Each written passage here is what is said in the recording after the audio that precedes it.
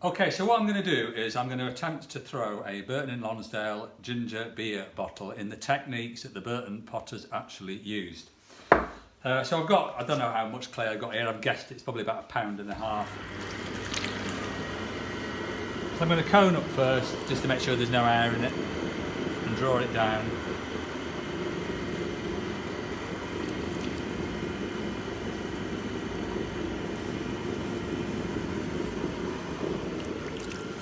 So I'm going to do the resurrection position to open it out. My thumb drops down into the middle there, and I'm going to slowly draw it out. So I'm putting the inside corner where I think the inside corner will be, and I'm going to bring it into a volcano shape using the resurrection position. So the Burton potters, they started knocking out stoneware bottles from about 1830 onwards.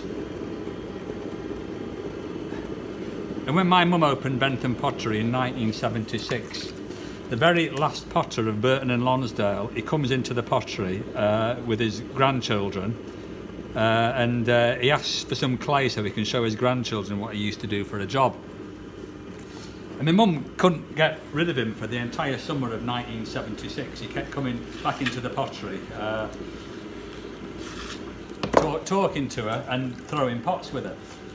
And basically, this is Richard Bates, and Richard taught my mum the Burton-in-Lonsdale technique. So this is how we know that this is how they used to knock out the ginger beer bottles.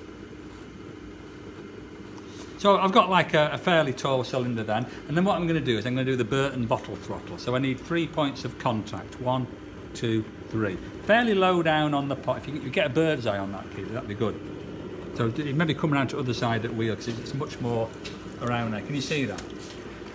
Yeah. Okay, and then what they would do is they'd get these 2 fingers and they'd go on there to keep the rim on centre. So you start lower down than you'd think, and you just slowly tease it into the middle of the wheel. Let the clay do the work. You've got to suggest the movement to the clay, and then the clay will move in.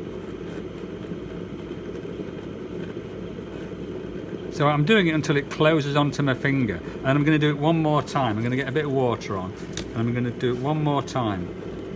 Slowly draw in a little bit. So you've got those 1, 2, 3 points of contact there. Slowly draw it in. Now, making that neck tends to drop the shoulder a little bit. So I'm going to get one finger, if I can, I'm going to go in, and I'm just going to draw that shoulder up the bottle just a little bit there. I'm going to throttle it in a little bit more. Okay, so what the Burton potters did next is that they took that rim and they flipped it over onto itself. Can you get a side profile on there? It literally flipped it over onto itself like that.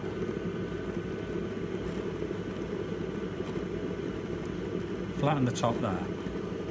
And that's more or less done, but what they do is they would use rib tools to just get it a bit flusher. I'll try doing it with a turning tool. I could do with a bigger rib really, but this will do. Come up the outside.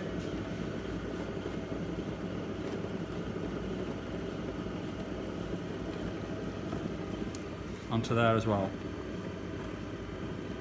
Now, if the Burton lads saw me throwing this, they'd probably think I made a right job of it, because they were literally throwing thousands of these per day. So they got very, very good at throwing stoneware bottles on pottery wheels. There you go. Let's put that by it.